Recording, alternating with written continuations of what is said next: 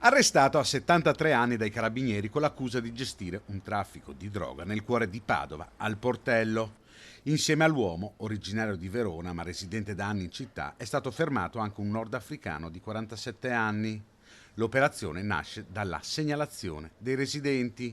I militari dell'Arma di pattuglia hanno notato il 47enne che faceva la spola in bici tra Piazza Portello e uno degli stabili della zona. Durante l'appostamento l'uomo veniva notato anche mentre vendeva della droga, in tutto 4 scambi.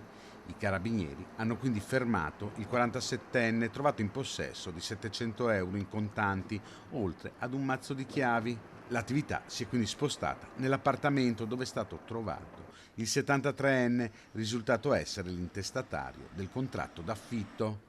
Dalla perquisizione sono emersi quasi 3 etti di droga tra hashish, cocaina ed eroina, oltre alla somma di 1115 euro.